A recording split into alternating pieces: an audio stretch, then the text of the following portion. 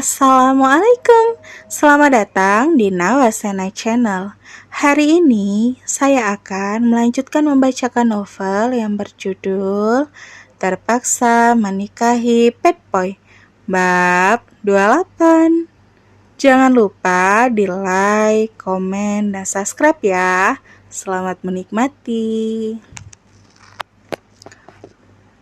Lo lagi. Nares semakin mendekat lalu berjongkok mensejajarkan diri dengan Shenum yang terduduk kesakitan saat ini. Terhempas setelah ke atas jalanan beraspal membuat kulit mulusnya dengan mudah terluka. Bahkan ada satu bagian tangan bajunya terkoyak. Saking kerasnya benturan. Engkel Shenum juga terkilir, betisnya juga tersingkap dan terluka. Nares memperhatikan lagi wajah Shenum. Dan lama-lama ia begitu betah menatap seraut wajah teduh yang agak meringis kesakitan itu.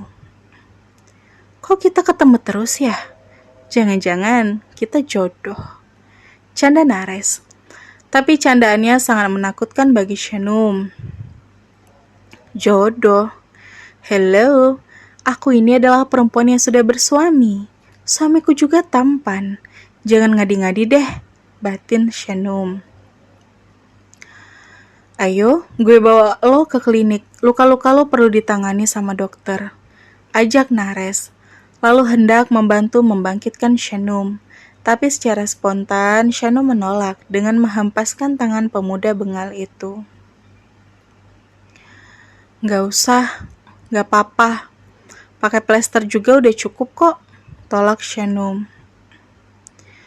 Nares tak suka dengan penolakan itu. Bisa-bisanya ya, lo nolak kemurahan hati gue. Dia juga menyeringai pada Shenum. Shenum semakin menundukkan wajahnya. Sebelum-sebelumnya gue gak peduli sama korban yang gue lukai. Nah ini gue lagi berbaik hati sama lo. Lo malah nolak. Protes Nares. Beneran gak apa-apa kok, Bang. Aku baik-baik aja. Tatapan mata Nares yang begitu tajam membuat Shenum tergagap. Beruntung, ada seorang warga lewat dan mengenal Shenum. Dia mendekat dan mencari tahu apa yang terjadi. Astagfirullah, kenapa kamu, Neng? Gak apa-apa kok, Pak. Cuma jatuh aja tadi, jawab Shenum. Bersyukur dia mencoba bangkit sendiri tapi... Dia merasakan ngilu yang luar biasa pada pijakannya sebelah kiri. Nah, kamu keselempet sama orang ini? Begitu, tanya orang itu. Iya, saya mau tanggung jawab kok. Saya mau bawa dia ke klinik, tapi dianya nolak. Sahut Nares sok responsibel. Udah, sana ke klinik aja, Neng. Takutnya kaki kamu kenapa-napa. Anjurkan orang itu. Gak usah, Pak. Aku mau pulang ke rumah aja. Gak apa-apa kok. Ngeyel banget ya lo. Ayo, Pak. Tolong bantu dia naik ke motor saya. Biar saya bawa ke klinik. Nares beranjak dan kembali menunggangi motornya, menunggu Shenum untuk naik. Ayo, Neng. Gak usah, Pak. Beneran. Daripada ada apa-apa, nanti biar saya kasih tahu sama suami kamu. Kasih tahu sama Zahran. Apa perlu Zahran tahu soal ini? Apalagi yang berurusan dengan Shenum saat ini adalah anggota Pantera. Tirit. Nares menggeretak dengan membunyikan klakson. Dia tak sabar menunggu Shenum untuk naik ke motornya. Ayo, Neng. Sudah untung dia mau tanggung jawab. Ayo. Bapak-bapak itu membimbing Shenum untuk berjalan mendekat pada motor Nares. Shenum melirik ke arah tas makan siangnya yang tergeletak di tengah jalan. Isinya tercecer dan banyak hal yang harus ia abaikan karena kecelakaan itu. Naik, cepetan, perintah Nares. Bang, terima kasih banyak. karena sudah mau berbuat baik sama aku. Tapi aku beneran gak apa-apa. Abang pulang aja. Gak apa-apa kok. Shanum masih berusaha menolak kebaikan Nares. Naik. Tapi Nares tetap kekeh, memerintah seperti seorang diktator. Yuk Neng, naik. Bapak-bapak itu membantu Shanum naik ke jok belakang motorsport Nares. Dan desakan ini akhirnya tak mampu Shanum tolak. Memang benar kalau saat ini Shanum kesakitan, tapi dia benar-benar tak ingin dibawa oleh Nares. Dan kini Shanum sudah duduk di belakang punggung Nares. Titip ya, kalau sudah selesai, tolong antar dia pulang juga, kata bapak-bapak itu. Sungguh, ia tak mengerti situasi kagok yang Shanum merasakan saat ini. Ya, jawab Nares tegas. Shanum sangat canggung, dia tak ingin berpegangan pada Nares, dan Nares menoleh sebelum menarik handle gasnya. Pegangan, suruh Nares lagi. Shanum hanya berpegangan pada jaket kulit Nares, hanya ujungnya saja sehingga tak sampai menyentuh Nares. Deketin, pegangan yang bener. Heran banget sama lo. Cewek-cewek di luar sana tuh pada sengaja pengen gue boncengi, meluk-meluk, nemplok, nempelin di punggung gue. Idih, Shanum semakin tak nyaman saja. Nares semakin semena-mena saja. Jalan aja sekarang bang, gini aja gak apa-apa kok, gak akan jatuh, kata Shanum. Dasar cewek aneh, cibir Nares. Lalu mulai jalan dengan kecepatan sedang. Nares terus mencibir dan merutuki Shanum, tapi dalam hati dia malah tambah penasaran dengannya. Andai saja Zahran mengetahui apa yang telah terjadi ini, entah bagaimana reaksinya nanti. Zahran heran. Zahran menunggu, sudah pukul 2 lebih tapi Shanum belum datang. Biasanya Shanum datang di jam 1 tepat. Apa dia semarah ini? Apa dia sekecewa ini?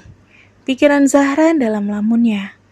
Zahran hanya bisa menduga-duga, tak tahu kalau saat ini istrinya sedang ada di klinik dan berurusan dengan musuh bebuyutannya. Bini lo belum datang ya Zah? Tanya Gary yang baru selesai makan siang. Iya, heran gue. Dia gak akan datang kali. Lo makan dulu Gi, makan di kafe seberang jalan sana, kata Gary. Tumben Shanum gak datang. Kalian lagi berantem? Tanya Yaris kemudian. Zahran enggan menjawab karena pada kenyataannya semalam dirinya telah membuat istrinya kecewa. Nak Zahran. Orang yang tadi melihat kejadian Shanum tiba-tiba muncul dan masuk ke dalam bengkel. Siapa tuh? Tanya Yaris dan Gary kompak. Ada apa pak? Tanya Zahran berjalan mendekat pada bapak-bapak itu. Neng Shanum dibawa ke klinik tadi. Seketika hati Zahran cemas. Ternyata Shanum memang sedang tidak baik-baik saja. Waduh, kenapa pak? Sakit? Tanya Gary ikut nimbrung. Bukan, katanya sih keserempet motor. Bapak gak lihat kejadiannya sih. Tapi yang nyerempet tanggung jawab kok. Sekarang Neng Shanum udah dibawa ke klinik Harapan. Jelaskan orang itu dan rasa cemas di hati Zahran semakin bergolak. Ya ampun, serius. Tapi Shanumnya gak terluka parah kan pak? Tanya Gary antusias. Tangan sama kakinya sih kayak baret-baret. Terus ankle-nya geser kali, gak tahu juga. Coba aja cari tahu ke klinik sekarang. Zahran tak menunggu lama. Karena panik, Zahran menarik kunci mobil di atas etalase dan pergi dengan mobilnya itu. Zahran lupa kalau tadi dia menolak mobil itu dari mamanya. Wah, garcep banget ya si abang, kata Yaris menggoda. Lah, Bawa mobil siapa tuh? Tanya bapak-bapak itu heran. Heran karena berandalan yang seringkali dipandang rendah di lingkungannya itu mengendarai mobil mahal. Mobilnya lah, Pak. Kaget ya? Montir kami memang bukan orang sembarangan. Maksudnya, si Zahran itu anak sultan. Bapak-bapak itu terbelalak. Dia takjub dengan fakta itu. Ternyata pemuda mabuk yang diarak oleh warga malam itu memang bukanlah orang sembarangan. Zahran sudah sampai di halaman parkir sebuah klinik kecil yang menjadi tempat Shanum berobat. Tapi dari halaman parkir saja, Zahran sudah merasa ada yang tidak beres. Zahran mendapati motor sport milik Nares. Kenapa ada si Nares di sini? Gumamnya heran. Dan lanjut dia segera mencari tahu keberadaan Shanum. Karena kliniknya tak terlalu besar, dengan mudah Zahran bisa menemukan letak ruang tindakan Shanum. Dan betapa terkejutnya Zahran saat mendapati Nares juga berada di dalam ruangan itu, mendampingi Shanum yang sedang ditangani oleh perawat. Nares dengan setia menemani, dia mencuri kesempatan. Lama-lama Nares penasaran dengan sosok Shanum. Zahran pun tak terima. Dia berjalan terus dan masuk ke dalam ruangan yang tak tertutup rapat itu. Saat Zahran muncul, Nares pun terheran. Anjing, ngapain lo kesini? Sapa Nares dengan kebarbaran ciri khasnya. Shanum tercekat. Abang? Sapa Shanum. Abang? Nares tambah terheran saat korbannya menyapa Zahran dengan sebutan abang. Keluar loh.